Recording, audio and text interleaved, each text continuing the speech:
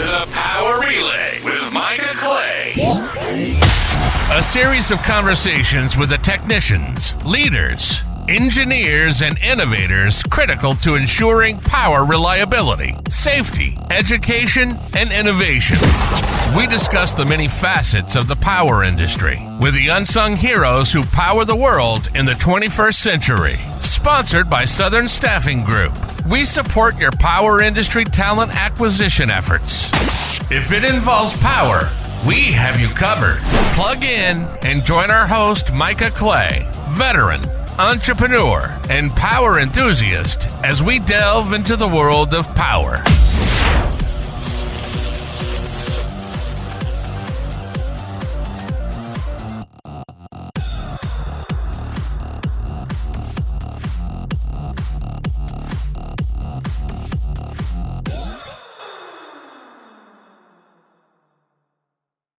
Thanks for joining us once again on the Power Relay with Micah Clay. Have you ever desired to start your own company? If so, one of the inevitable questions that comes to mind is growth planning and exit strategy, or at least those are two things that should be considered in your business planning.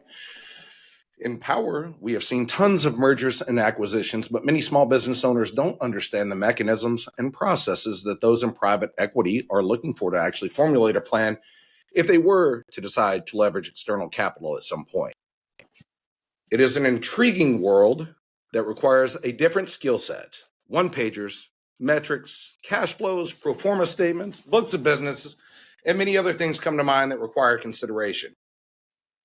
To help offer a look into the PE world are today's guests, Nathan Fewel and Chapman Ellsworth, who co-founded Ironclad Growth Partners after meeting during their tenure at Stanford while both pursuing MBAs.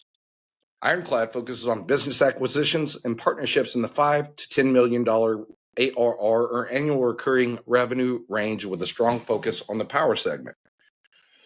Prior to co-founding Ironclad Growth Partners, Nathan served as a nuclear submariner in the U.S. Navy, where he oversaw the testing, maintenance, and operation of the ship's nuclear reactor and electrical systems. As an engineering department supervisor, he was also responsible for the day-to-day operations of the propulsion plant and its associated electrical, steam, and hydraulic systems. After leaving the Navy in 2022, Nathan held fellowships in the venture capital space before pursuing his dream of business ownership. Nathan lives in Meridian, Idaho, with his wife and 2-year-old son. Chapman is no stranger to strategy consulting and investing in growing technology businesses, having years of experience with various VC and equity firms as both an associate and a consultant, including tenures with Marlin Equity Partners, LEK Consulting, Page Vault, and Pear VC. He has deep experience working with successful company founders through the ins and outs of transaction structuring and in setting up their business employees to succeed in the next stage of ownership. Chapman is a native of Boise, Idaho, and lives there with his wife and 2 young children.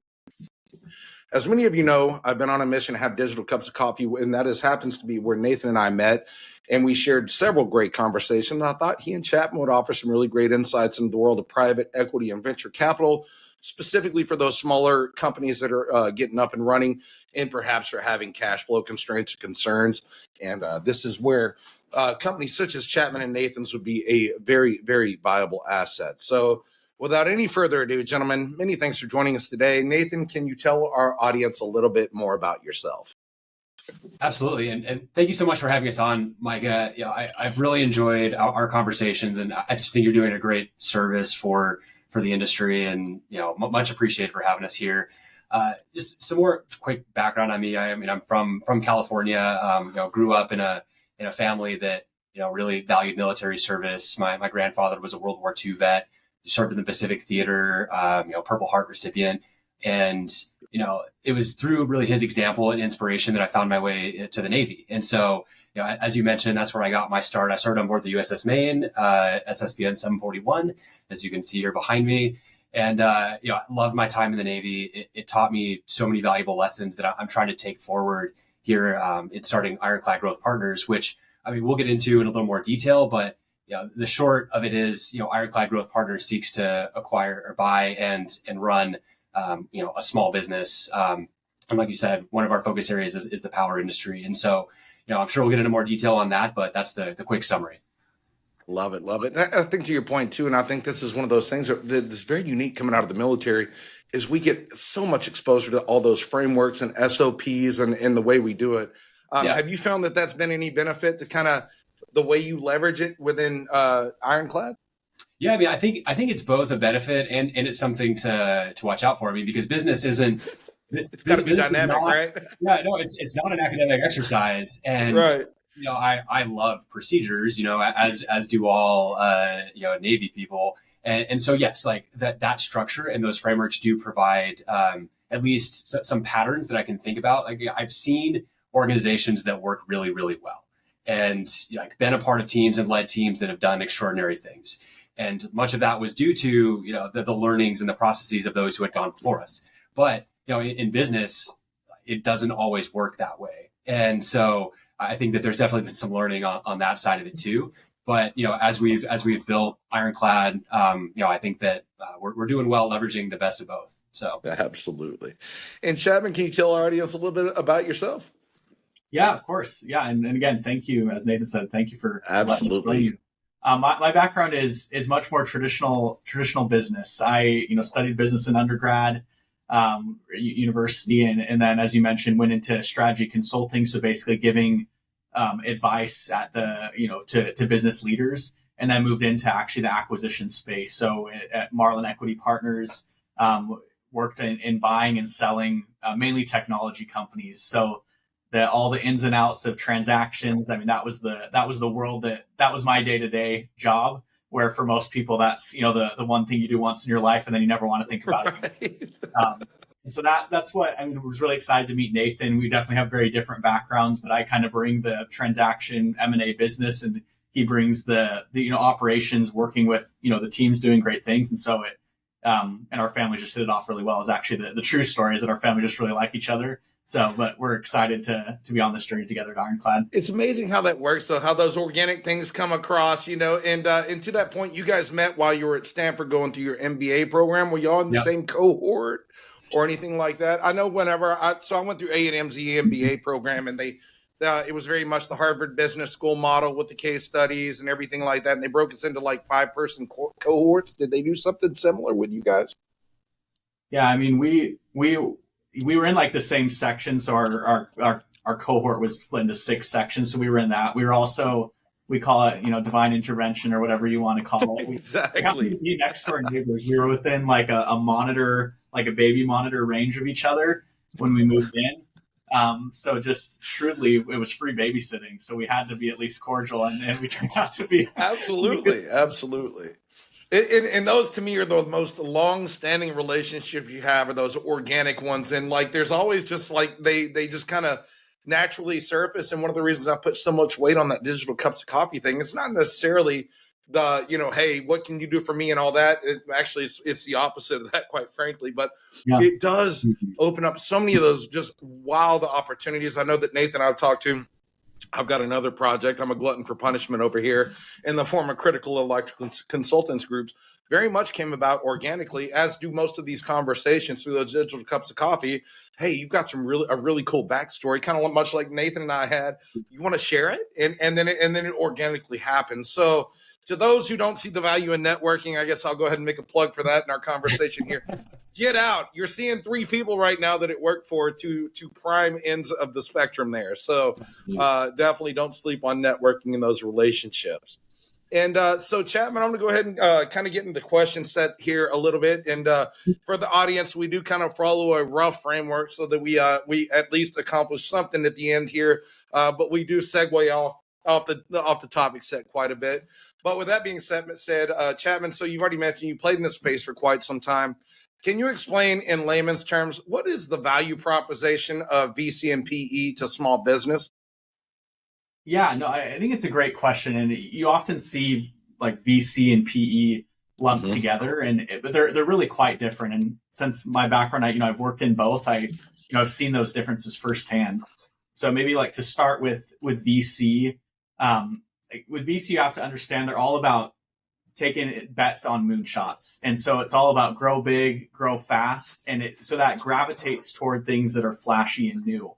Right. And so when like you get money from VC, that money is not like, if I'm a business owner, the money from VC is not going to my bank account. It's going to the balance sheet of my business, because the VC firm wants me to grow quickly. It wants me to achieve that market opportunity.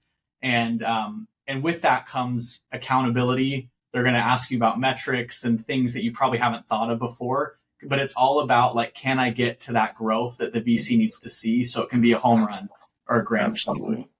And what does that exit look like typically? Is it usually I'm assuming it's predetermined based on, do you usually have a 10-year or a 5-year strategy based on those, and then you place the metrics in place and then monitor those growth metrics?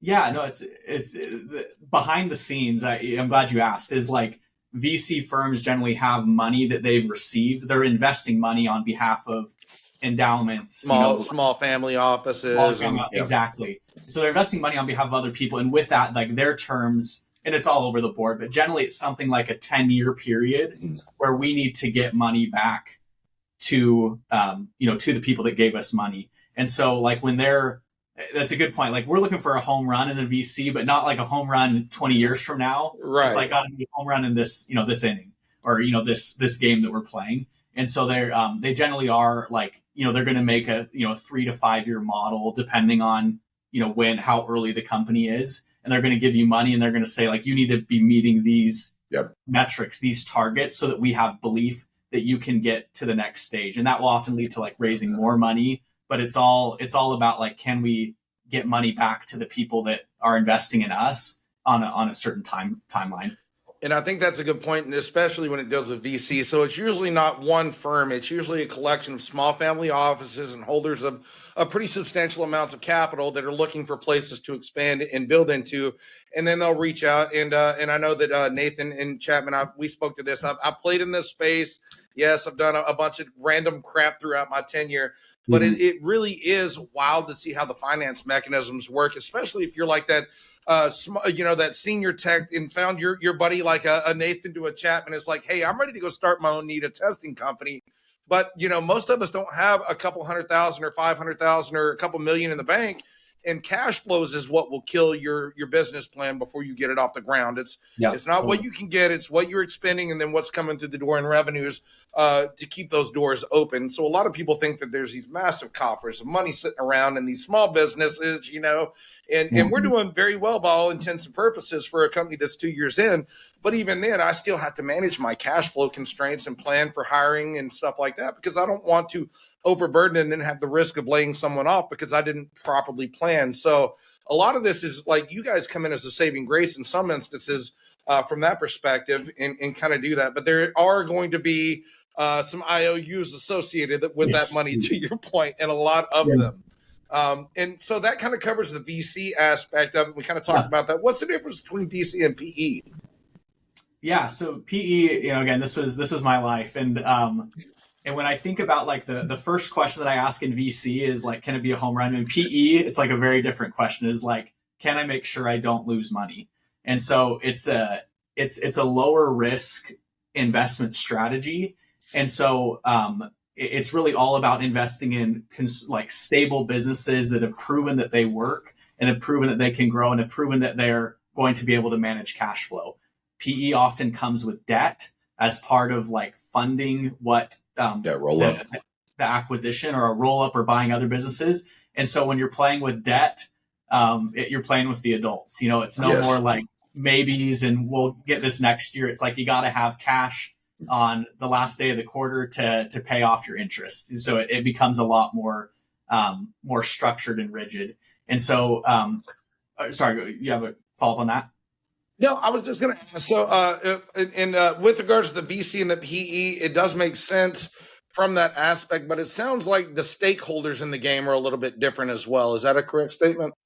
Totally. I think the people like behind the curtain, the people investing in PE know that they're investing in PE, and that's different than the people who are investing in VC. So if you're investing in PE is like, say, the endowment for Texas A&M, like you have this large endowment money. You're investing in PE, and you better not lose that money. Like, it's not going to be an okay conversation that we, took a bet on this company and it went to zero. In VC, that's like any day that ends with Y.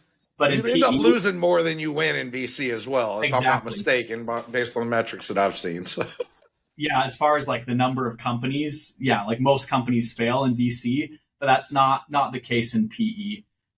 It's you're investing for a stable business, and one thing I'll add that I on the point of like VC, when you get money, it's going to the business.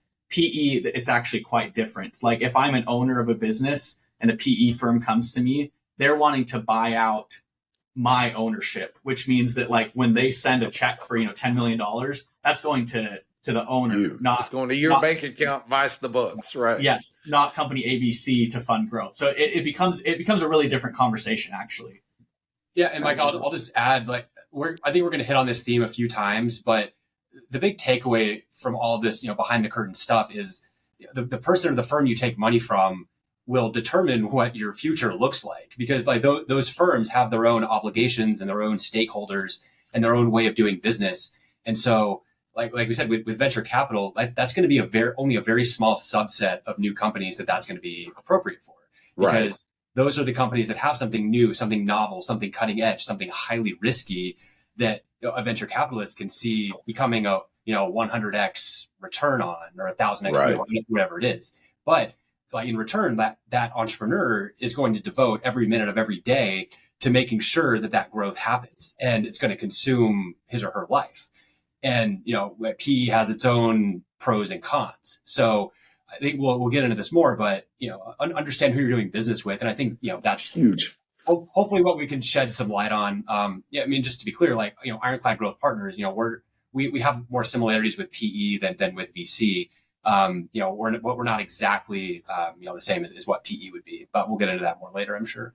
Absolutely. And then since you and I are engaged in here, Nathan, I've got to know, man, how the heck does one go from being a nuclear submariner, who by all intents and purposes, generation, distribution, all that other good stuff, and I have a very similar background as well, right? But how? Honestly, I'm still trying to figure out what I'm doing, but you and I both. I would say, on paper, it might look like, I'm a finance guy now, but that's really not how I see myself. I don't see myself as a finance guy. Everything I loved about the Navy was operations. It was working with great people. It was like getting the mission done and figuring out a way to do that with the people we had on board. I mean, one thing I love about submarines is when the hatch shuts, I mean, like you're all you got. You're it, man. Same thing. And if there's a fire or anything else, guess who's putting it out? It's us. Yeah, it's me. Yep. Maybe I'm starting it. Maybe I'm putting it out. I don't know, but we're gonna figure it out. No, we're not gonna speak to that. But you should ask Nathan about fires started, a fire's put out. It's But it's wild, and I know Nathan can speak. Nathan can speak to this. We train until you actually get to do it. This is war stories, I guess. I fought a couple of those bad boy hangar fires and stuff like that, and the pucker factor gets quite high at that point. Very high. Yep. Maybe that's what I love doing. I mean, not necessarily putting out fires, but I love working with the best people in the world to do really hard things. And so, leaving the Navy, I was like, how in the world do I translate that into my civilian career? And so I knew I wanted to own a business and run a business. Yeah. And the best way to do that was kind of up in the air. And to our point earlier, like, okay, I could go out and start a business, but that has its own set of obligations, like we just talked about. Like, do I want to take venture capital investment to go start a business? I mean, the answer was no. I mean, I have a family, there are a lot of considerations here. And so, meeting Chapman at school, we realized that we had this shared ambition and love of business ownership and wanted to run a business. And so, that's kind of how I see myself, as an operator. And there is a financial component to what Ironclad Growth Partners does, of course, because we care about the financial profile of the business that we ultimately buy. But I don't know, I'm not a spreadsheet guy. I'll tolerate Microsoft Excel, but I'd much rather be, So is Chapman the spreadsheet guy then? Chapman's got this. Somebody's you have to have a spreadsheet guy, right? He's a recovering finance guy. He brings that expertise for sure. No, and to that point, you have to marry those skill sets, right? Where somebody's like, you have to have I'm a big fan of the EOS system, right? So, you have to have an implementer and you have to have the visionary and doing all that. So you have to have those people that can kind of focus on the business, vice in the business, and then or a little bit of mix of both. And so marrying those skill sets together is an awesome thing to have for sure. And so that kind of took it. And so the MBA, when you signed up to go to Stanford, and I understand coming from the Navy, it's right. It's like one of those checks in the block we must have. Thou shalt get your master's at post, second tour divo type thing. Yeah. Did you like, and with businesses, most of this crap forms organically out of thin air. Like, had you asked me a year after getting out if I was going to be running a recruiting firm, the answer would have been absolutely freaking not, and then lo and behold, you get here. It's just capitalizing on those opportunities as they present themselves. So when you were going through your MBA program and you and Chapman, when did y'all start having that conversation and the brainchild of Ironclad started coming about? Was it over a project, y'all were working on something, or over dinner, or how did that come to be? I think that it was largely organic because we both showed up at business school with similar ambitions, and we knew we wanted to be operators. We wanted to run a business, and we were both determining what the best way was to do that, kind of independently. Like Chapman said, we were neighbors, we were friends, our families knew each other, they spent time together all the time. But I think we kept the idea of a partnership, at arm's length for a while, because I think you kind of have to figure out yourself before you drag someone else into this. I think, for your audience, anyone who's thinking about starting a business, I think that holds as well. Yeah. Figure out who you are, what your priorities are, and then if it makes sense to loop someone else in, do it. And so, Chapman and I, we planned a conference together. We did a lot of projects together. And so we got to work together quite a bit. And then over time we realized, okay, we both know we were gonna start a firm like Ironclad, whether apart or together. Either I was going to start one, or we were going to do it together. And so eventually, it was close to a year or more into it, year and a couple months. That's when we decided to sit down and figure out, okay, are we doing this together or not? Gotcha. Well, and the cool thing is you actually got to use the coursework as a way to kind of do the trial and error and figure out the working relationship and dynamic. And I'm sure you guys know this through your tenures in life. Like what you see on the surface, you don't really know until you get into the nitty gritty and put yourselves into those pressured situations where money's at stake or timelines are at stake. And that's where you really kind of get to see that. And I could see the coursework being valuable from that, with the deadlines and things you have to do to kind of toe the line, if you will, so definitely good stuff and very, very cool. I loved it. And it's always just intriguing to me is to see how those things kind of come to bear. And it's one of those, I'm a avid consumer of podcasts, and one being Ben Mena's podcast and Recruiters. And one question you always ask is, how did you enter into this space? Nobody intentionally lands in recruiting, right? It's always some opportunity presented itself, or you may have touched it, in a parallel way in some shape or form. And then, you end up here, and it seems like that's kind of like the repeatable, except you guys had a little bit more brain power knowing that you were going to be using MBA expertise gained. So very, very, very cool stuff.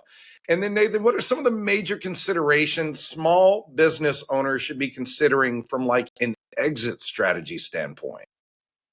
This is a big question. This is a huge question. We could talk about this all day. We'll try not to. So we have time, man. If this thing runs 2.5 hours and we're sharing knowledge, we'll just parse it out. So sure, fill us with it. Yep. And so I like to think about it in four major focus areas. So there are personal considerations for the owner.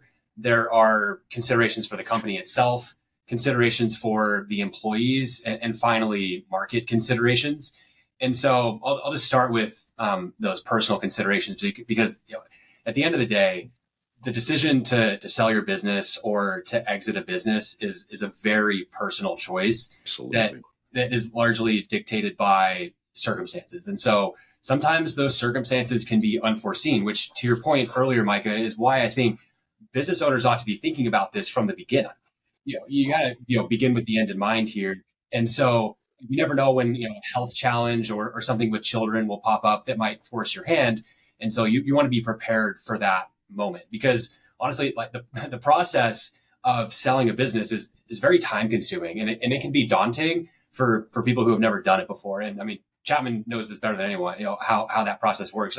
Maybe explain a bit how that process works. Yeah, I guess, if it's helpful, because when you think of selling something, I think people often think of selling my house or selling the next project. But as Nathan said, and as you said, Micah, this is like fundamentally different from that. So just a brief little interlude on what Nathan was saying. Like when you're selling a business, and we can talk more about this, but it's generally going to proceed something like this. And there's a lot of variation depending on how you choose to go about it. But you'll like start with an intro conversation, which is like, a first date of you're trying to see if there's if sparks are flying, if there's something, if it's worth spending more time together. You maybe have one or two or a few of those. If it seems like you've got a credible party on the other side who has money and who you like working with, then you'll go into some kind of like non-disclosure agreement or NDA, which allows you to share information with each other with legal protection. From there, it's the dating process. It continues. You're going to have in-person meetings, meals together. You're going to start getting requests for more information about your business. And that could be information that you're not used to looking at. Like you might run your business, from a napkin or from a simple sheet that makes sense to you. But like when you're thinking about selling, that you've got to kind of put it in a way that somebody else, an outsider, can understand. And that all, again, we could talk about this a long time, but that all goes to like eventually you get to a non-binding letter of intent where the buyer says, hey, I think your business with what I know now is worth, $10 million.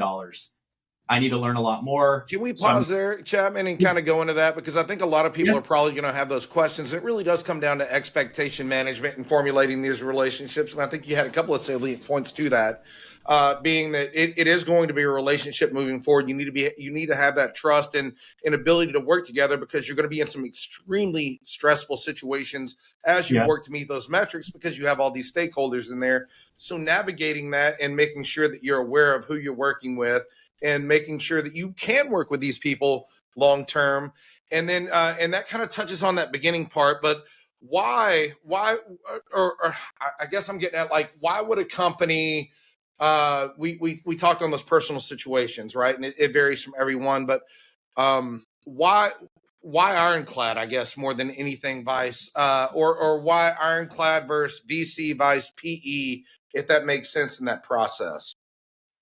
Yeah, and of course I have a biased response here, because Of course. Ironclad. But I'm glad you asked though. Like just in how like a VC or a PE firm is structured, generally you have the senior partners who are like they run the firm and they are the ones who like actually make the decisions, and then you have a pyramid of people below where ultimately you're getting to someone that's probably more like 20s or 30s who's going to be the one that you're talking with. And so if you're selling your business, you're a lot of times, if you're working with a firm like that, you're working with someone who's actually not the decision maker.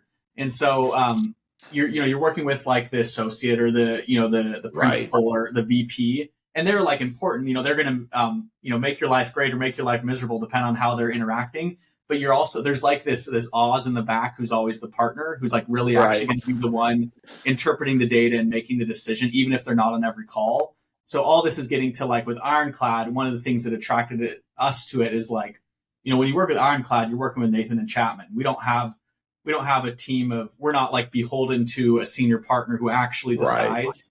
Right. Of course, we have our investors, and we have to, act in good faith and incredibly. But like when you work with us, if we buy your business, like you're working with us. It's like, It's not some random person showing up the day after, signing or sending the money. It's you're working with us. And so it's, and that is unique in the world of acquisitions. Firms are generally much bigger. Ironclad is intentionally intimate is kind of how we describe it, because it matters a lot to us who we work with, and we want to work with them directly. Anything you add to that? No, I think that makes sense. We'll get into more of the nitty gritty, I think, later. We'll talk about more like deal mechanics, but it goes back to that same point about, who are you working with and how that determines your future. I mean, obviously we're biased, but, we're not going to be a fit for everyone. Private equity is not going to be a fit for everyone. Venture capital is definitely not a fit for everyone. It's Absolutely. For almost anyone. Yeah. But anyway, I mean, that's the quick summary. And that will first manifest itself in that process, which Chapman was describing. So, when you get to that point where you have an NDA in place and you're starting to sign, documents and commitments, who you work with will matter a lot, because like I said, they're going to be asking you for just about everything.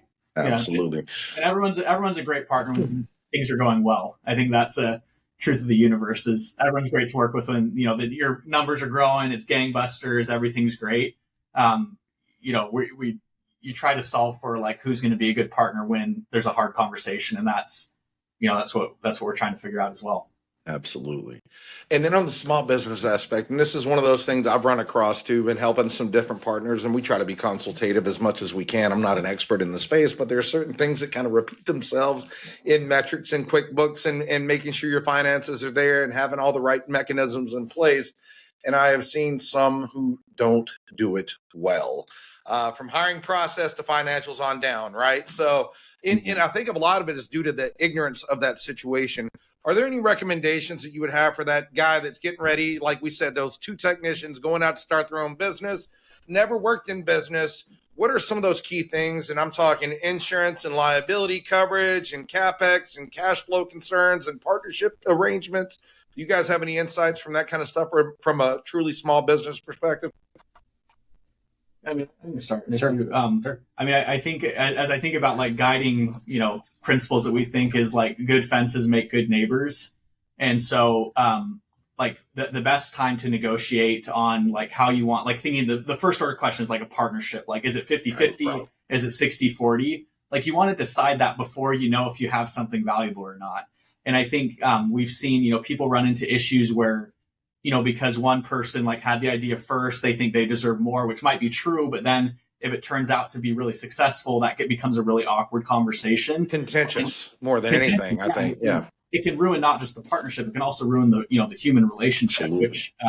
Which, friends can be dashed because money creates a, nefarious thing to talk about. And so, I guess, the guiding thing is like, you want to, as much as possible, like, the like legal stuff, you want to get as much organized up front and not just plan to shoot from the hip as you go. And so like to the extent you can, you agree to like who does what, who owns what, who has like something that's important to us when starting Ironclad, because we are a small business as well, is like who decides on what. Like, like we both were equal partners, Nathan and I, but like we have different domains that, I'm responsible for this, he's responsible for that. And if we didn't agree to that up front, it would cause contention down the line because you end up caring about things you didn't know you'd care about. No, absolutely. Well, and to your point, man, that's very much with this critical electrical consultants group. This is stuff that a lot of people just don't take the time to consider. We're working insurance policies for coverage in case one of us dies. There's an exit strategy. Who owns what purviews within the business? Am I the operations guy? Am I the sales guy? Who's got control of the books? How did we break down the equity and the why behind it? And based on that, and we have those conversations up front. And it sounds like those are very important things from an Ironclad perspective as well. And I'm assuming whenever you go to do your deep dive or analysis on a company, these are all going to be things you're looking at, the articles of incorporation and all the various things, and looking at how that's structured, because without that purview of how that company is operating, you're not really going to know what you're walking into. And I'm assuming, not working in that industry any longer, that if they don't have that, there's just additional hurdles that would probably not reflect positively on them from the aspect looking at it from external capital. Is that pretty accurate? Yeah, I think that's definitely true. And, as Chapman was alluding to, once you get under NDA with a potential financial partner, and you sign what's known as a letter of intent, which is essentially a non-binding agreement to sell the company at a certain price, then like you get into like very detailed diligence. And so if those things are missing that you said, like that can be an absolute deal breaker up front. And like you're just not going to get any further. Certain things are, what we say table stakes, like you need them to even like show up to the table. Right. Many of the like basic business hygiene things that you said are definitely one of those. And so, to any of your listeners who are thinking of starting a business, you have to begin with the end in mind. You have to think, okay, where do we want this to go? And, if you want to work with eventually a private equity partner once you're a little more established, or you want to work with a fund like Ironclad, like those things are absolutely critical. And to put a cruder point on it too, you also get paid more if you manage your work better. Like businesses that, like, for example, you brought up the point of like insurance, Micah, like if you are underinsured, the buyer knows that they're going to need to like put a standard level of insurance on the business. which means they're going to pay you less because they know it's going to cost more to like run the business than how you're running it. And so it's truly, from an exit perspective, it's, you get paid for running the business well. Right. Even looking outside of like, the revenue and all that stuff, but just like the business operations, your business is more valuable if you run it well, if you track things well. So like you said, the QuickBooks, I can send you the file and I actually know who my customers are and like how like that stuff makes your business more valuable. It does, because it's a cleaner story. If you don't know what your cash flows are from month to month, then how are you gauging the pulse of what you're actually doing? Or you just throwing money at the problem to see what happens? So a lot of that comes to mind. And that was some of the stuff that I'd encountered early on, like I said, and then working with some pretty successful small business owners, but doing a deep dive once you're behind the veil, if you will, or in business terms, pierce the veil, even though that's not really accurate in this particular situation. But once you go looking, it's just amazing what you uncover. What looks like it's just being run very efficiently from the outside may not be from the book's perspective and looking. And so and to your point, you have to go through discovery. And that is a process that you guys are doing, is discovery and going through and trying to find those missing parts and pieces. But there is a consultative aspect to it. If you see the bones of the business are good, I'm sure you'll go in and try to fill those voids. Is that correct? Oh, totally. Yeah. And when you're talking, you remind me, this might be a good time. Because I can imagine if I'm sitting here, I just started a business and I'm like, well, I don't know how to do that. And and that's fair. I think when thinking about like selling your business, there are people like who can help you. And so they're called like business brokers or sometimes investment banks. And, happy to talk to this more, but like, if you're a founder and you're thinking, well, I want to sell my business and I know I need to like make things better, but I'm really not sure what like better looks like, you can reach out to a business broker who basically is someone that they're incentivized to help you to sell the business. And so they want to, they make more money when they sell your business for more money. And so they want to help you like do things in your business and structure your data and your systems in a way that buyers like Ironclad will want to pay more money. And so I just wanted to throw that out there, that there are people like, you don't have to talk with just a private equity firm and expect them to tell you how to run your business better, because there's like kind of a conflict of interest there. Right. You have like a broker who or an intermediary, a business intermediary who can help that. And you can just Google business brokers in your area and I'm sure reach out to like someone like Micah, like you probably know folks. I've got quite a few of those guys in the Rolodex of power there. Yeah. It can be helpful, I think. Absolutely. Like industry expertise. They know what good looks like, and the power industry can be, invaluable. Absolutely. And Mike, if it's helpful, we can get back to talking a little bit more about some of those considerations too. Absolutely, yeah, please do. That's a good point. There are just so many of them, and like hopefully this isn't overwhelming, but I think they're all things that we need to keep in mind, right? So we talked a bit about the personal considerations. So what does my life look like now? And also, what do I want my life to look like after this is said and done? And there are a number of ways that can look. So, there's a world in which, you sell your business, you exit, and you actually stay on as the CEO, or you stay on as the day-to-day operator. There are worlds in which you sell the business and you leave the next day and you never walk into the building again, or something in the middle. There are a million ways it can be done.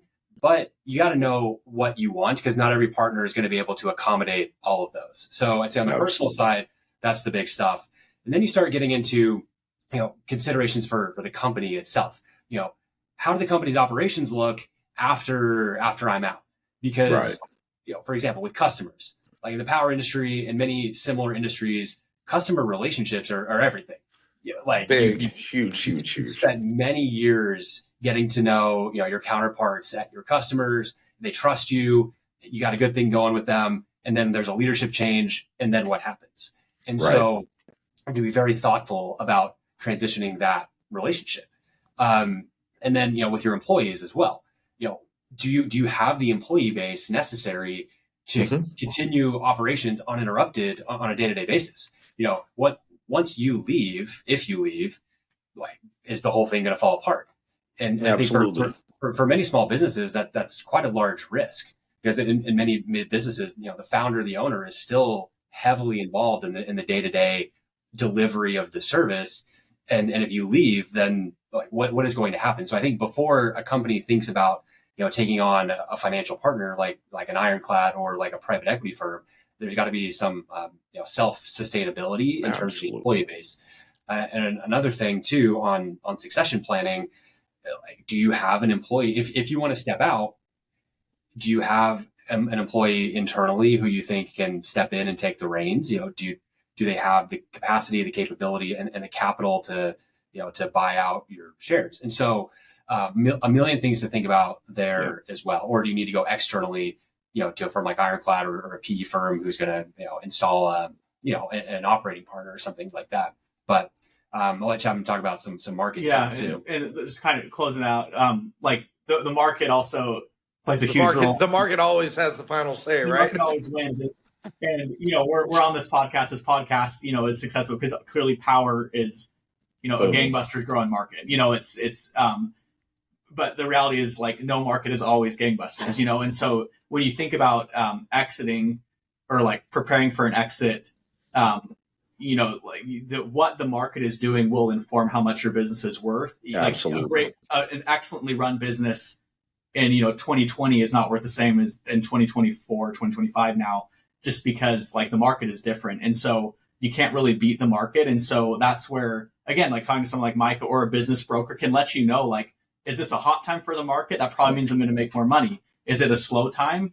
Well, like if my life circumstances allow me to wait, then maybe I should wait until like things pick up, because by doing nothing from like just running the business as usual, the business becomes worth more money if you're selling in a hot market.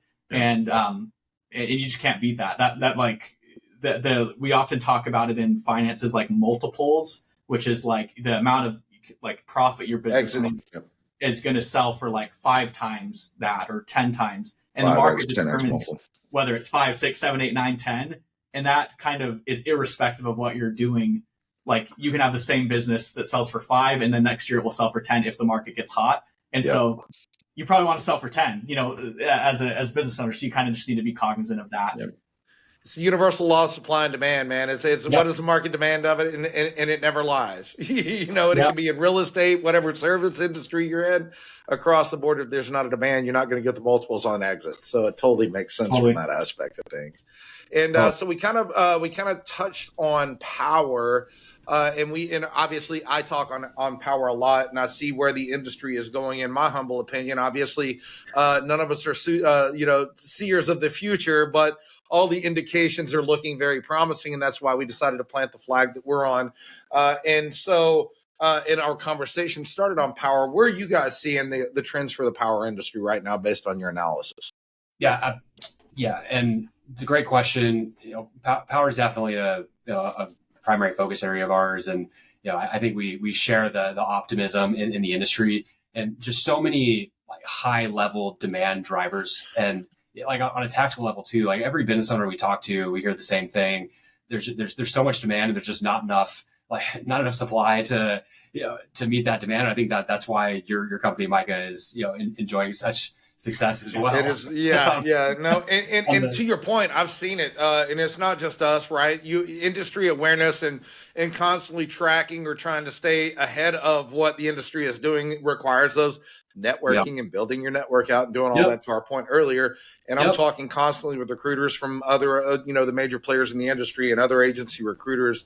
And we all have the same insights. The industry right now, there's an arbitrage opportunity that hasn't existed like this in years, based on the fact of all these data centers coming online, and they're looking at capacity factor almost 2x, if not more, in the next 10 to 15 years. So in order to hit those milestones and production gates, you have to have the people, and there's just simply not enough of them going around.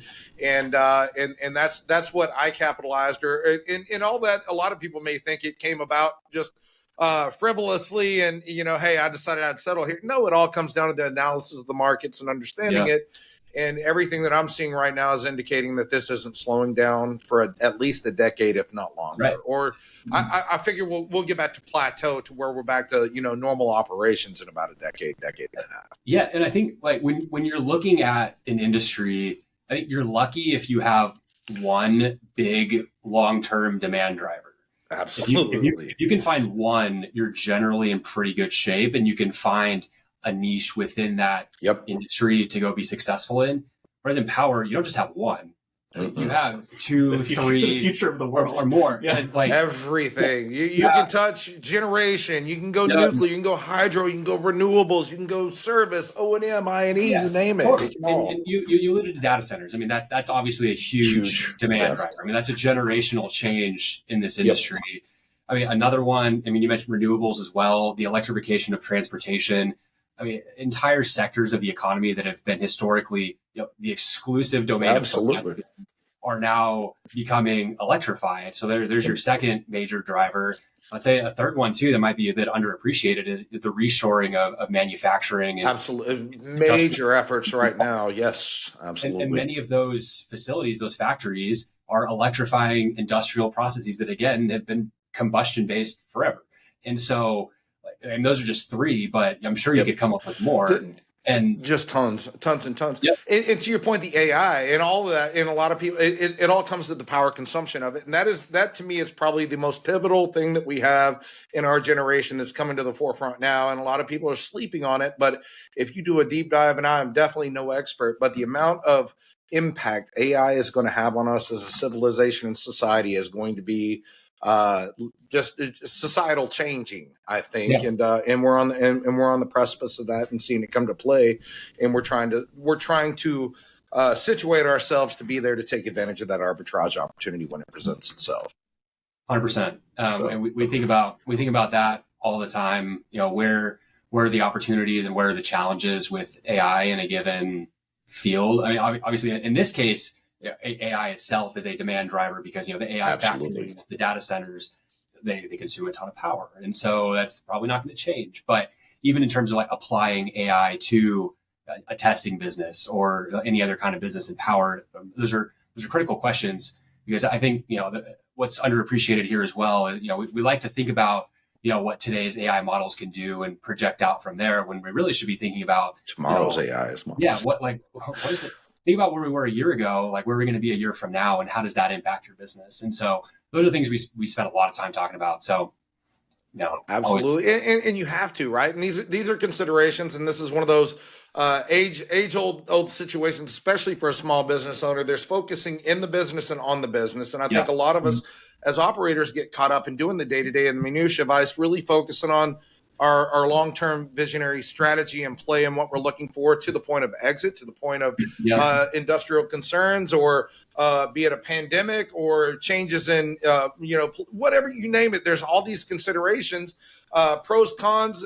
And to me, I try to come in with a very unbiased, neutral look at it and just look at what's laid out on the frame. But all that stuff needs to be considered in the equation whenever you're looking. And I'm assuming that is a large part of what you guys, it was when I was playing in the space and looking at financials and things like that. So tons and tons of considerations if you think about it. Yeah, 100%.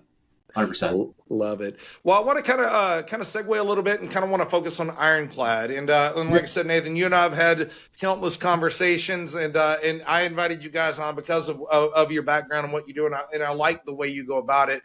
So we Chapman kind of touched on it a little bit earlier, but let's start with, how do you identify plausible candidates? And I know that we've talked about this offline, but what are some of the tools in your toolbox that you go out to identify businesses that may be something you want to consider outside of this marketing and stuff like that? To me, marketing is a very viable tool. And I want to make a point too. We mentioned that the owner coming up with a way to not necessarily be the face of the organization and everything being tied to that. I think that is super salient.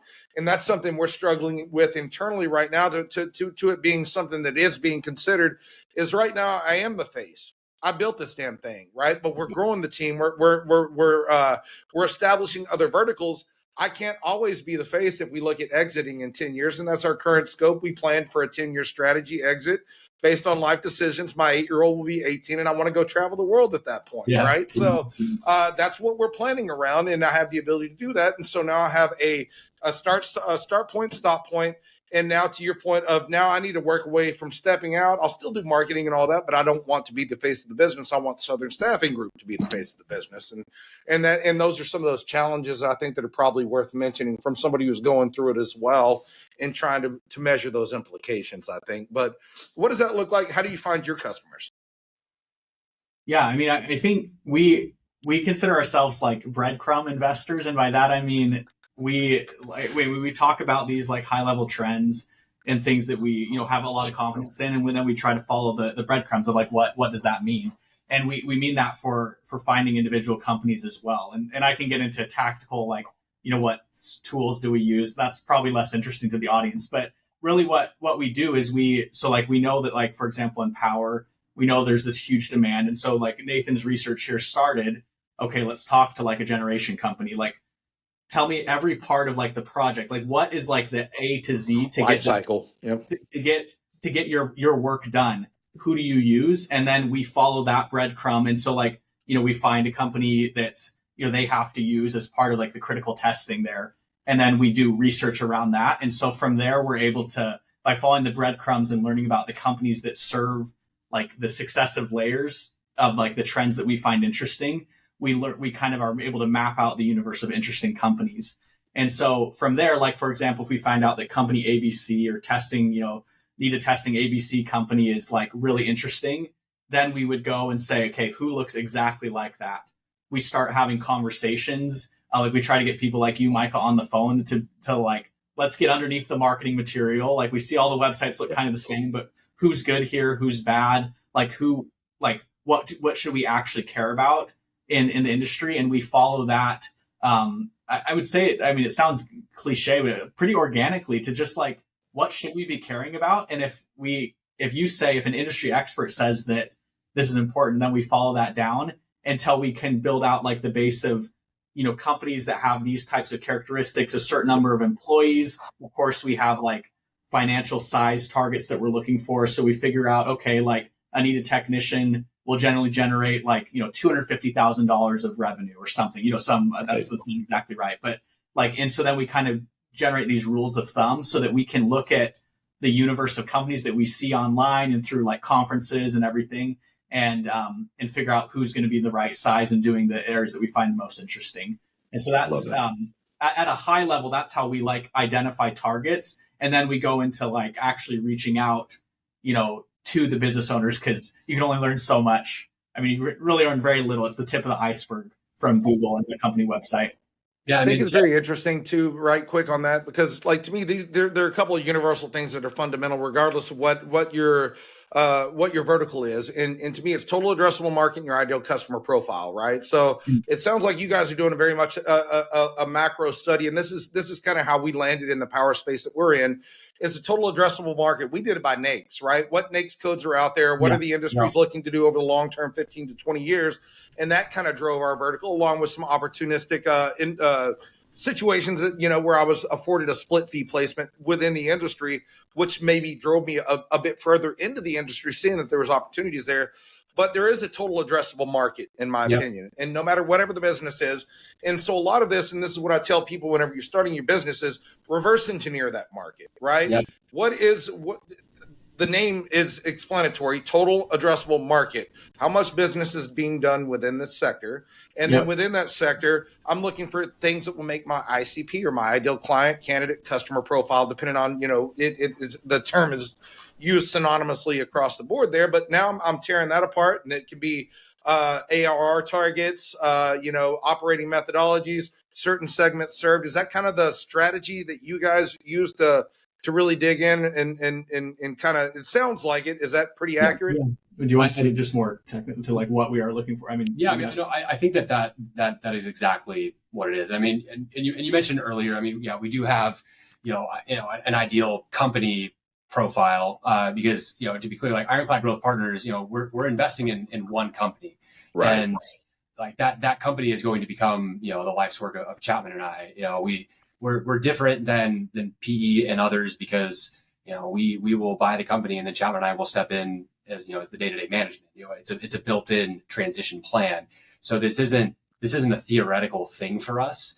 Like we care a lot about where we end up, because it's going to be it's going to be our life. And, Right. And so we want to make sure that, on a human level, we have a good partnership with whoever the previous owner is. And so the numbers matter, but, that human side, matters just as much. So Absolutely. that's one way of saying, like, we care a lot about that, ideal company profile that we're looking for. And so there's that human side that I mentioned, but on the financial side, and you alluded to this as well earlier, Micah, looking for something in, the $5 to $10 million revenue range.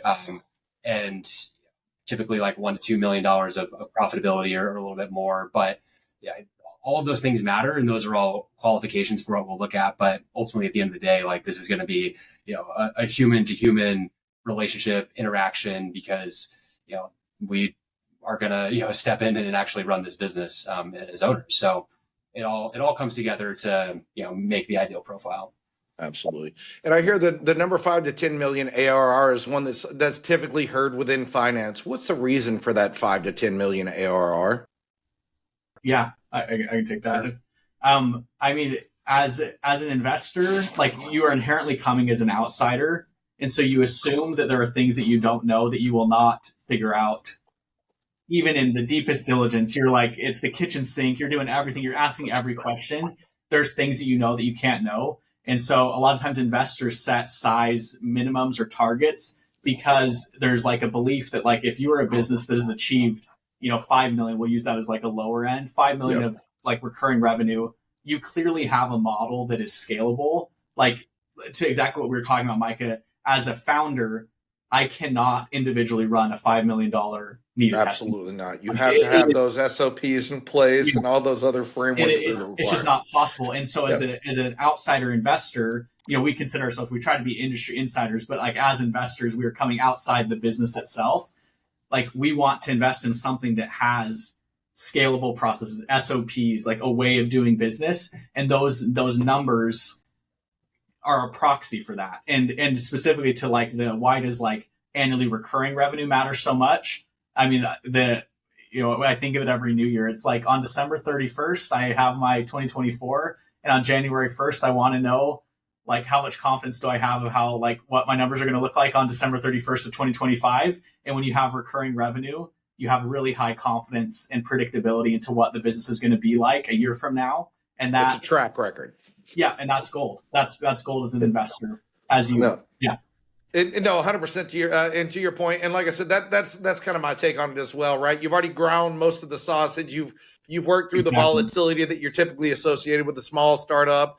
A lot of us are bootstrapped. A lot of us, like, I didn't start with any external capital. I've yet to use external capital, and I'm doing it that way. But again, that leaves a lot more volatility for me. Yep. And your overhead is going to increase as you grow month to month. And so now you're not pocketing all the difference. You're reinvesting into the company, and now you want to make sure that you're seeing less volatility and a little bit more smoothness in the peaks and valleys there, I'm assuming. And nearly all of the companies that we look at are bootstrapped, and those same dynamics that you're talking about. And just to build on this point about the need for processes and SOPs and some scalability there, because again, like, Chapman and I, like, for the business we buy, we are going to step in and run it. Like, we cannot replace the founder who has been a technician in the space for 30 years and knows more about power than we ever will. Like, that's a recipe for disaster. And so we don't think that we can do that. And so those minimums give us comfort that, okay, there are processes here that we can build on, that we can apply our skills to. Yeah, absolutely. And I can share a valid take from that. We're growing our vertical. We're growing a couple of additional verticals. I bought on some recruiters. Before I could do that, I had to implement things to where we could all have a common database. I had to move off of my desktop and my Excel spreadsheets and my folders, and now move into a shared organization. So now we have Slack. Now we have an applicant tracking system and job boards and all those things. I didn't have that 6 months ago because I didn't need them for what I was doing. And so this is just part of grinding that sausage and figuring out the next steps and increasing the verticals and doing that.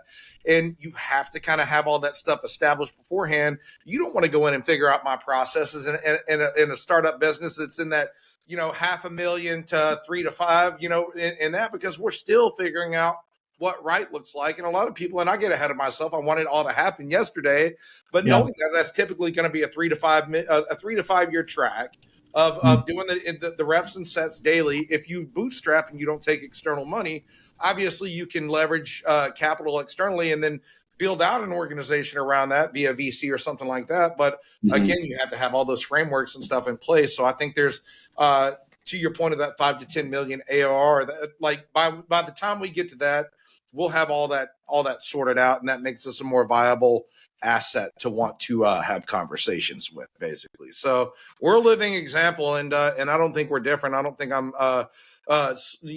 too slow mentally there to where I can't make this stuff happen. So I feel like everybody's kind of in the same stages when you're here. And even in the conversations I've had with very, very smart people, they don't necessarily understand. If you worked internally in an organization, you don't have the MBA, you don't understand constructs. And my personal experience with an MBA was very beneficial from understanding 8Ks and pro formas and SECs. But as far as building an actual small business, it's not beneficial at all. You know, we don't talk through LLCs and EINs and articles of organization and all that. You kind of have to figure that out. And again, those liability coverages and making sure that everything looks good in the background. And so a lot of that just comes from the reps and sets of doing it and have to live it. And that's where you guys, just doesn't make sense to try to do that until you hit that 5 to 10 million mark. Yeah, I think too, you're alluding to something that's really important that we probably should have hit on when we were thinking about considerations for when it might be time to exit, because the skill set to get a business from 0 to $1 million is very different than the skill set to get to 1 to 5, 5 to 10, and 5 10 to 10, 10 about. And so, like simply put, like you might not have the energy to do it. You know, like it's extremely difficult even to get to where you're at right now, Micah. And like, can you imagine how much energy and investment it would take on your part, you know, to get to 100 million? And and I'll be upfront. So no, we're maxing our business plan calls for a cap at 10 million, and there's a couple of reasons for that. Hey, I don't want to work any harder than that. I've already retired once. This is a passion project, and I want to maintain passion around what I do. But I don't want to go. I don't desire to be. I want to be nimble, efficient, agile. And beyond 10, now you're going to introduce these additional levels of bureaucracy. So that's something I put in mental thought to, and I don't want to grow beyond that for my own personal situation. Now, somebody may come in as part of an exit strategy and want to grow up beyond that, and that's when we'll have that conversation.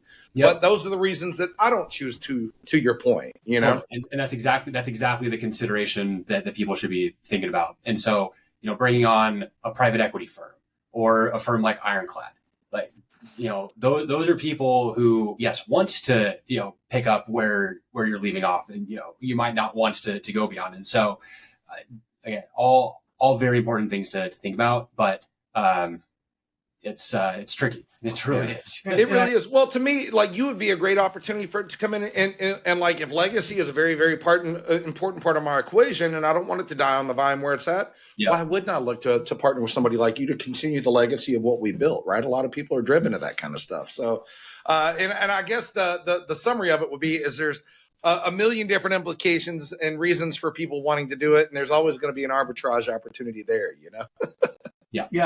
Just not to beat the dead horse, but I think like all these things about like 0 to 1, 1 to 10, you know, the differences in preferences are like totally fine. I think that's a lot of the reason why like mergers and acquisition can take place, is because you bring in somebody who's wanting something different, and it creates a win-win. Like, I think sometimes, like, if I'm, again, thinking as your listeners, I'm looking at, you know, like a private equity firm or even like Ironclad and think, oh, you guys are just like, you're trying to rip me off, you know, like you're trying to, you know, more about something in this like finance world, this weird M&A world.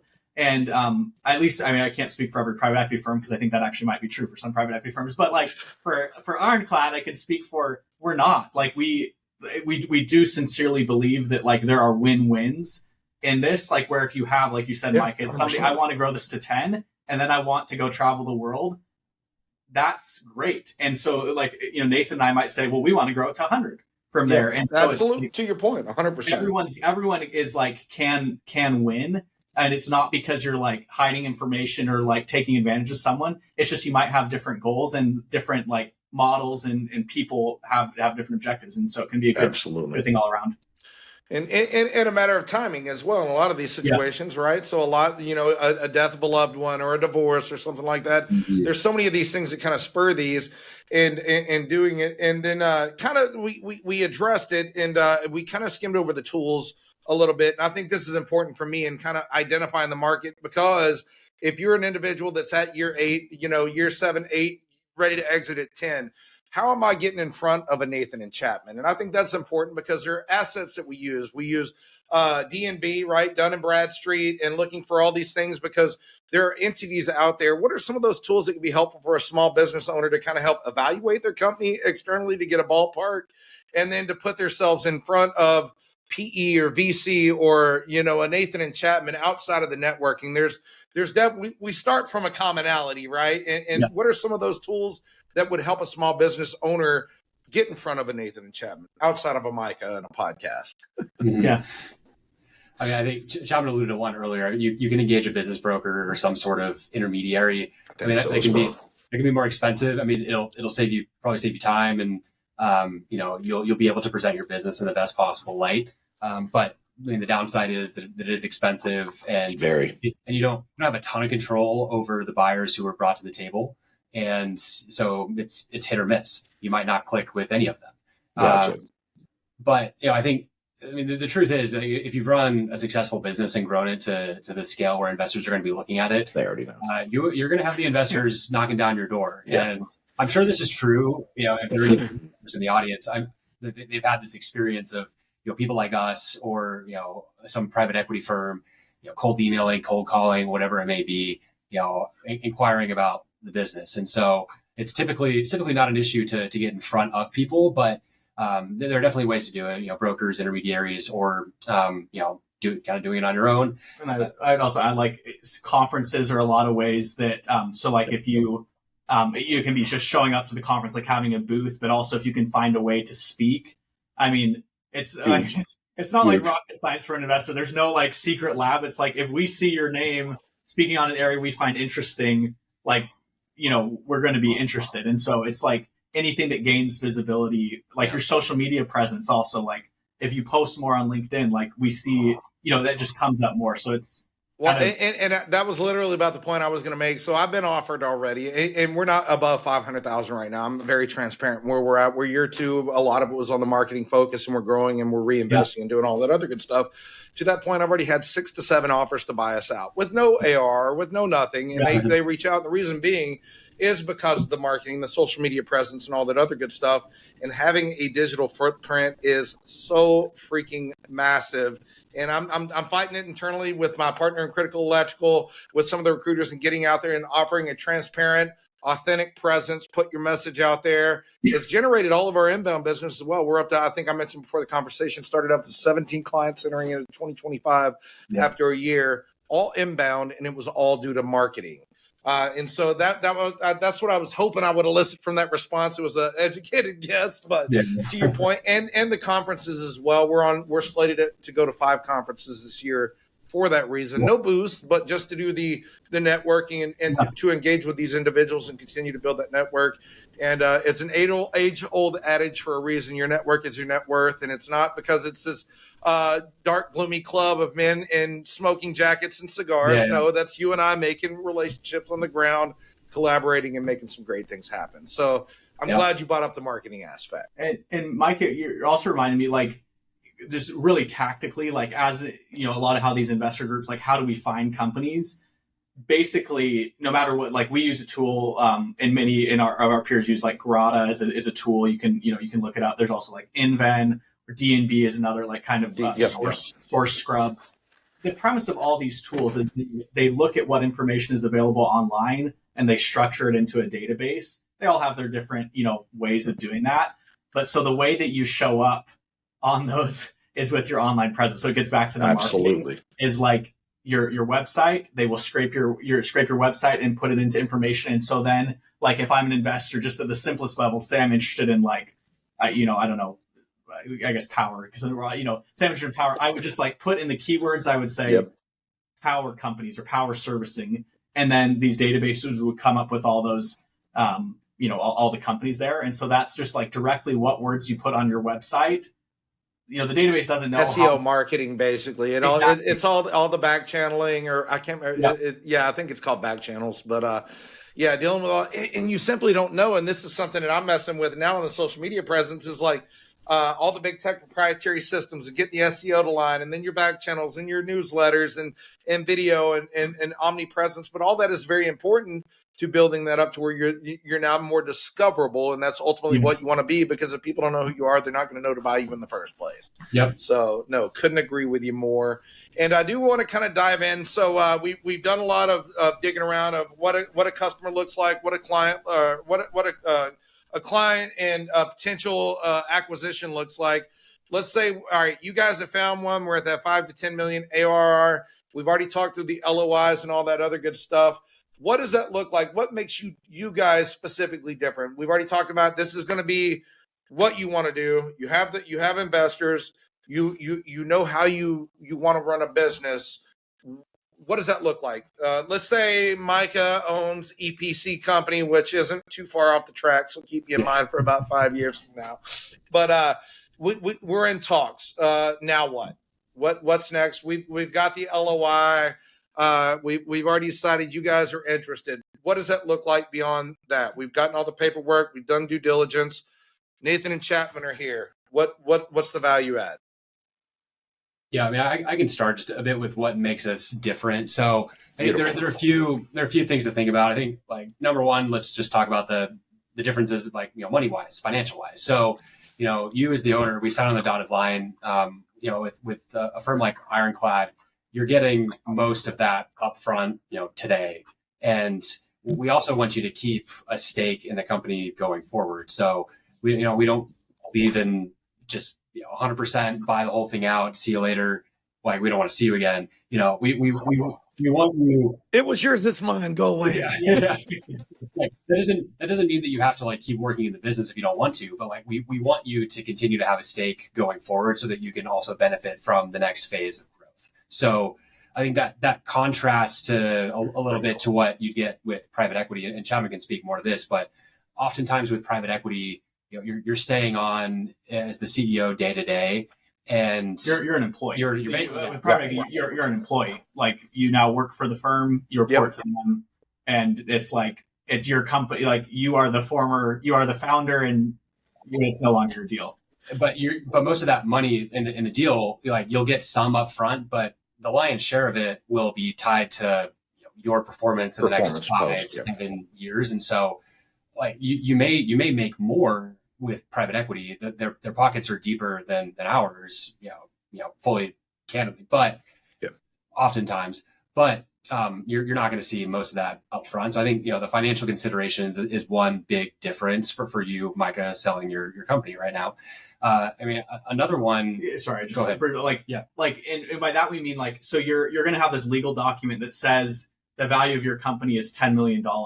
Right. That can mean very different things depending on who you're working with. So like Nathan said, and I don't want to, belabor this, but like, that probably for us, that probably means, like, you're going to get about $10 million, when the wires fund, the money's going to show up in your bank account. With private equity, that often means, like, you're going to get $2 million today. Yep. And then over the next 5 years, if you hit, X% growth, we'll wire you more and we'll wire you more. And so, like, people can get obsessed with, like, oh, I want, 10 million. If this says 10 million, that's definitely better than 8. But if the 8 is like today and the 10 million is like 2 with a bunch of maybes, it's pretty different for what that means for, like, what you're actually going to take home and, like, what your life is going to look like. Absolutely. I think that's a great clarification. And another major area of difference, and again, this is just solely based on the preferences of the seller. So like with us,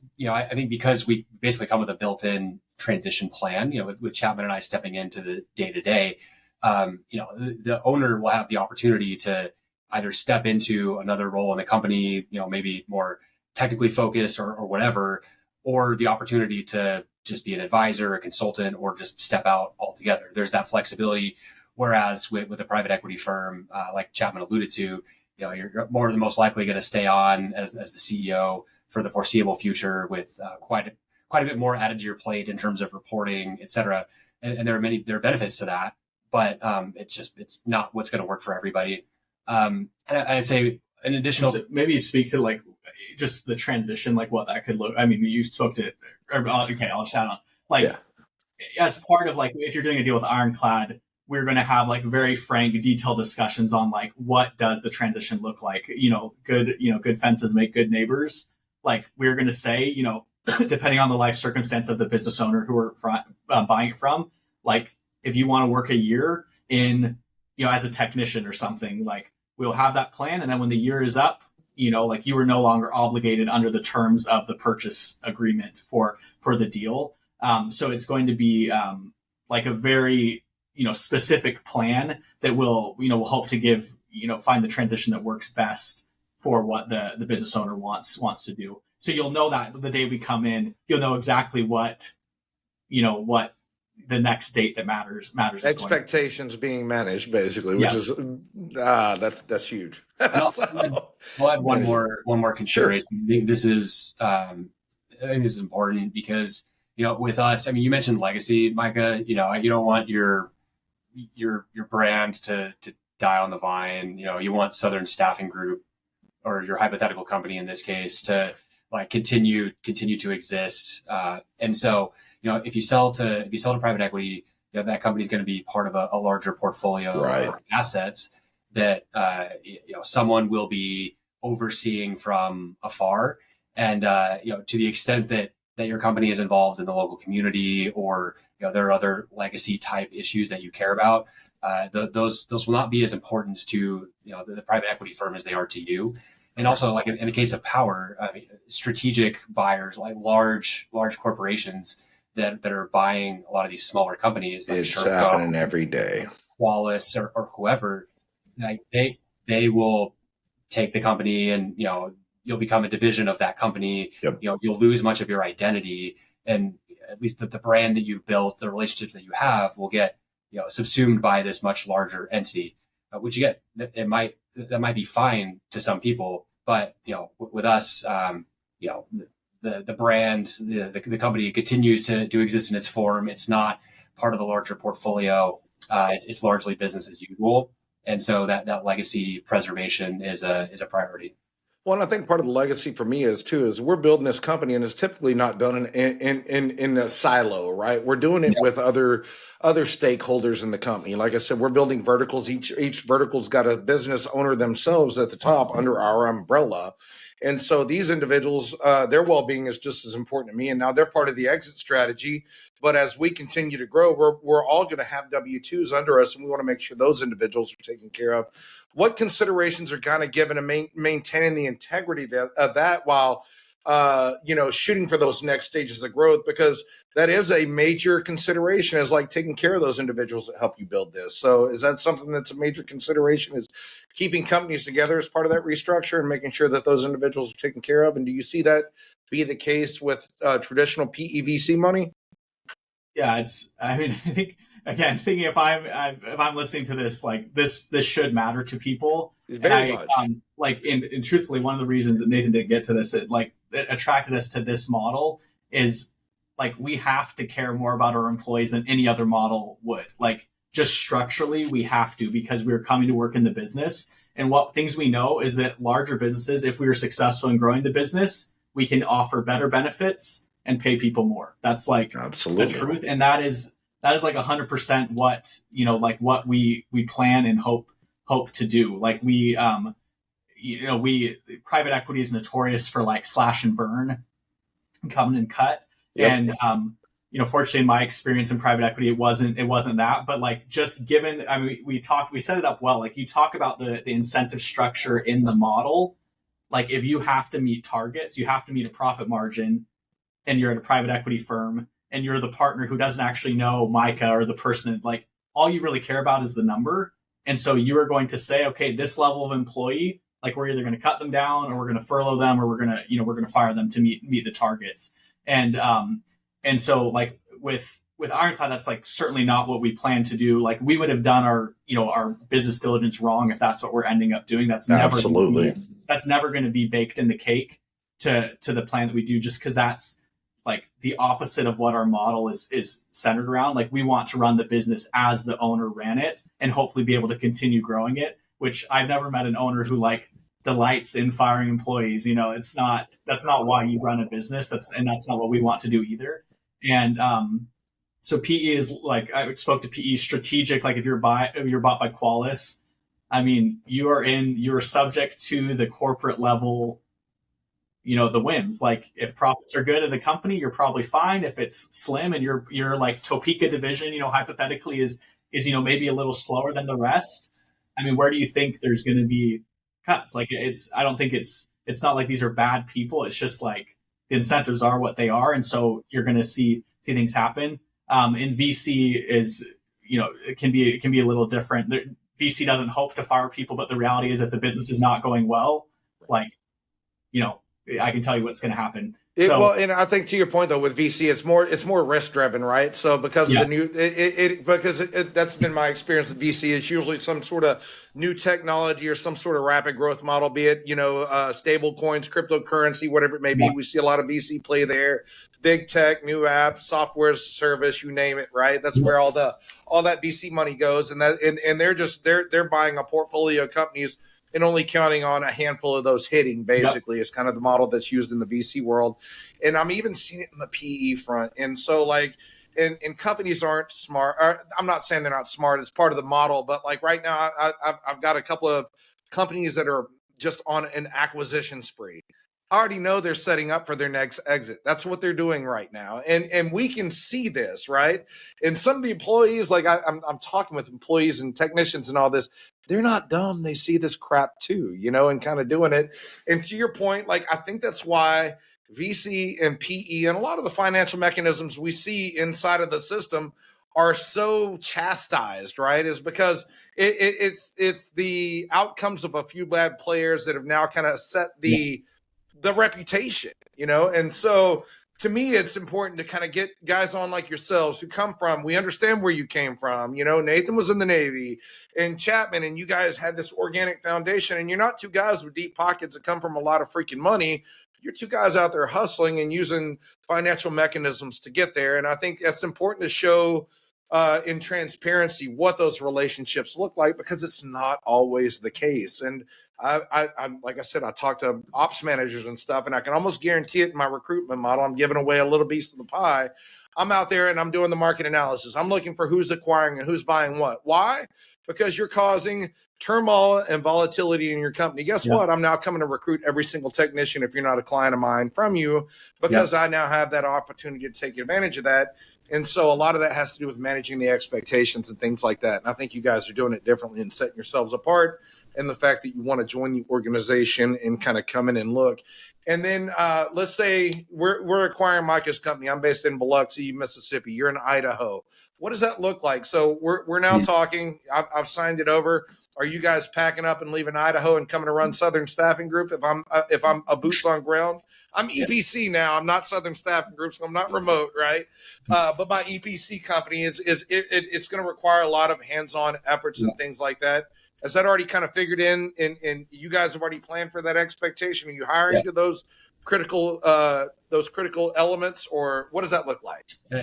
Definitely is. That's a super important point. Yeah, when we buy Micah's EPC, like we're moving to Mississippi. We believe in hands-on leadership. Beautiful. We don't think, especially in this industry or any industry like it, you can't run it from afar. And so I think that's a trap that many investors might fall into. But moving to wherever the company is super important to us, along with our families. And so we're all in on this journey. Bring your hunting rifles down to Mississippi. We'll go whitetail hunting, guys. No, it's just one of those things you kind of consider, and seeing it. And I was just genuinely curious. It's like, but that shows another level of conviction. You guys are bought into this project, so ingrained, and so looking, and then and whatever it takes to get there. That's conviction to me, right? So you're just looking for that opportunity that allows you to kind of come in and do that from that aspect. That's great. Are there any markets? I know when I worked in small family, and just due to implications of running a business in California and New York, those were off limits for the small family offices that are working for.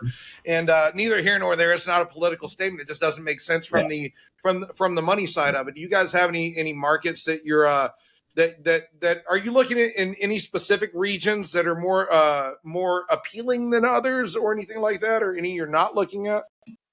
I think it's very industry specific. And so in power, for example, much of the growth is concentrated in, 7 or 8 regions of the country, especially with data center growth and Absolutely. reshoring, things of that nature. And so though the high level growth is very, very strong, it's not evenly distributed. And so in that case, in power, we would care more about, the region that the company is playing in. But that's not necessarily true for all, industries. And so, like I said, we've looked at in other industries as well, and generally we're agnostic as to geography. We just care about the best possible business, the best possible partnership, making sure, like Chapman alluded to, that we find a true win-win for ourselves and for the outgoing owner. In terms of the financial considerations, the transition plan, the what comes next, it all matters. And so geography is not at the top of our list as far as what is important. And so California and like New York, they're never off the table. Gotcha. But we are geographically agnostic, but not geographically naive. Yes. I think so. we understand that the regulatory environment in certain states is less or more advantageous. And, I think we think about things accordingly, and we would pay the value. You just factor it into your equation whenever you're doing your analysis, basically. So that's that. And again, this is more geared towards the audience. If and I know a couple of these guys that are out there building in the darkness, and getting ready. But that's definitely good. So nationwide, open. Is it all U.S. based? You looking to do anything international or anything like that, or is that in the cards? It's U.S. based. Okay. I mean, never say never, but we're certainly U.S. focused. Just knowing what our strengths are. Yes. I'd say we're open, but we know the states better than we know other parts. No, absolutely, and good on you, because that's just going to operate. Again, we kind of talked to that TAM earlier. You don't exclude people. Now you have more opportunities there as well. Yep. And now for a change of pace and a question I like to ask of all our guests. If you could go back, and I'll go ahead and gear this one to Chapman first, and then Nathan, same question to you, and talk to the 20-year-old version of yourselves. What advice would you give to your younger selves? Chapman? Yeah, so I'm glad you gave us a warning on this, because I was thinking about it. I think my advice would be like people who are interesting.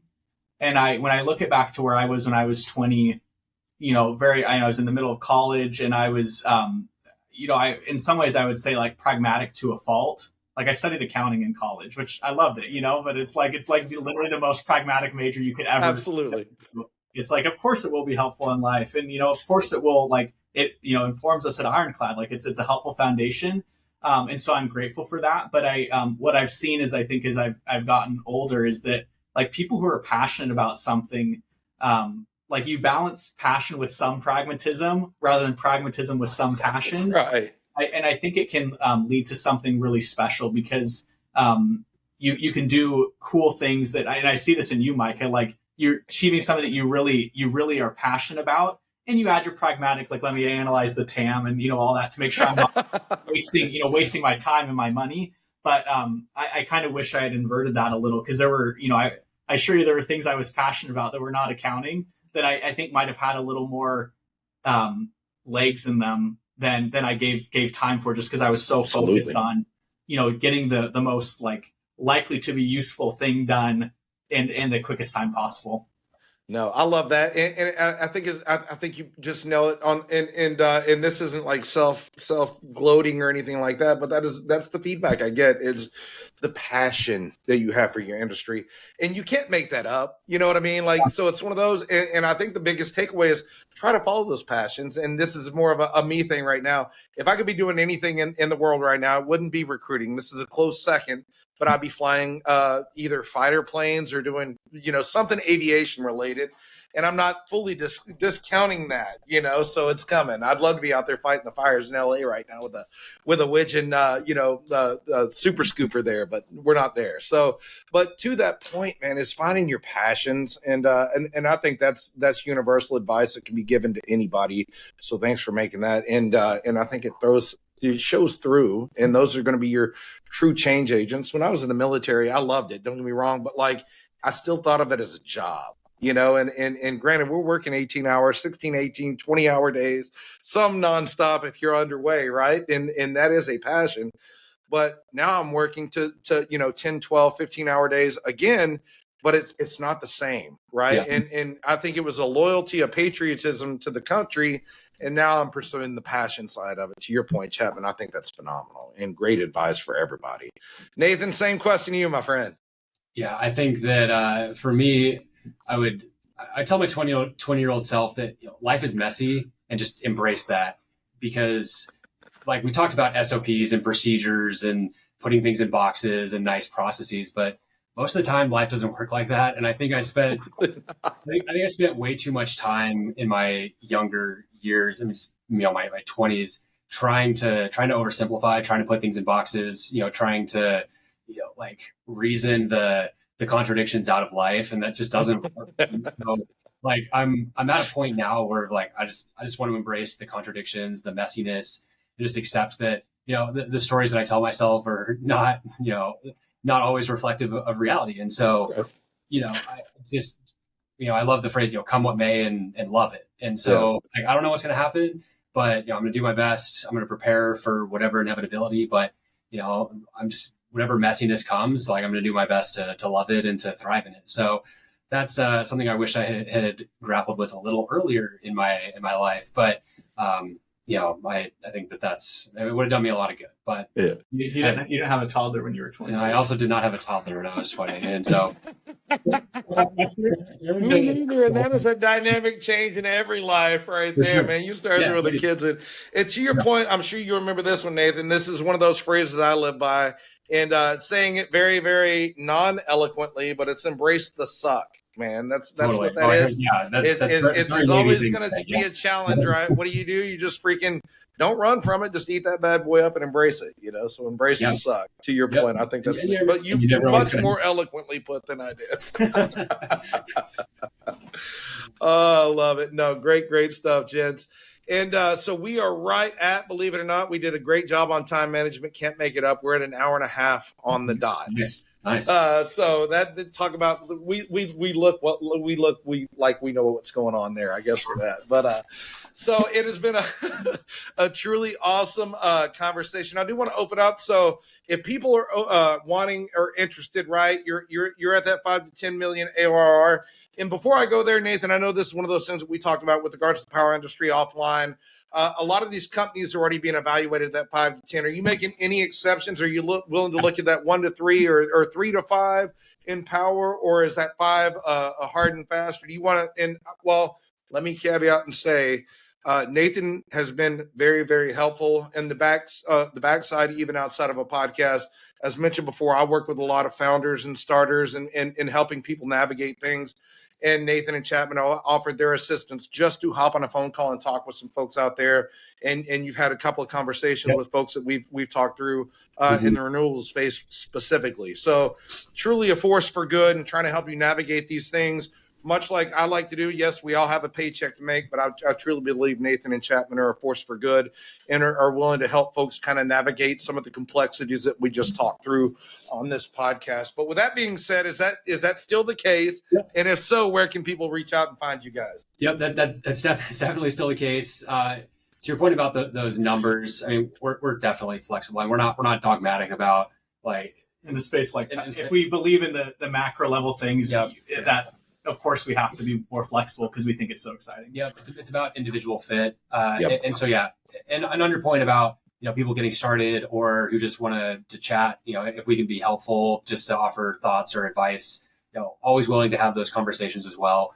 But I mean, the best way to get a hold of us is probably via email. I mean, our website is ironcladgrowth.com, and our emails are Nathan@ironcladgrowth.com and Chapman@ironcladgrowth.com. So those are probably the best ways. Or if someone's connected with you and want to connect with us through you, I mean, I'll make sure to make the intro, man, for sure. So, now, are you guys on LinkedIn as well? We've had a lot of luck over there, and it seems to be like that's where I live these days. It's open right now on this screen. So sure, yeah. But LinkedIn's so LinkedIn, you guys are pretty active on there, and they can send you a connection request over there as well. Absolutely, yeah. Gotcha. Well, and we're like I said, we're at 1:30. That's not a hard and fast stop. You guys have any final parting thoughts? Just want to reiterate, like when thinking about exiting a business, it's a truly personal journey. And so like one partner that works for one person is not going to work for another. And so hopefully we've communicated some of the pros and cons, ups and downs of all these different models, but just find what works for you. And that's the best option for you. And we truly mean it. And we're happy to talk through that with anyone who wants to, explore that as well. Absolutely. Chapman, you got anything? Mine is on similar lines. It's like know thyself. Like where we see these like processes go afoul is like somebody gets, like we say, they get cold feet, and you get cold feet when you're not sure exactly what you're looking for. And I think everyone wants to find a situation that works for the other person. I guess I can't speak for everyone, but most everyone does. And so like it means that you have to know what, like, determine what you want out of it, and then you can say no to the people you should say no to, and say yes to the people that you should say yes to. Because it does it's to no benefit to like go on, having conversations when it's like, no, I want to stay with the business. Like with Ironclad, that like I want to run the business with Ironclad. That would be, well, like, that's kind of our model. Is well, if you want to run the money, why am I giving you the money and then not? Yeah. So yeah. But there are people to do whatever you want to do. There are parties that can work for that, exactly like Nathan said. You just say what you want and go with it, and then you can find the right fit. I think that's very, very fantastic and salient advice as well.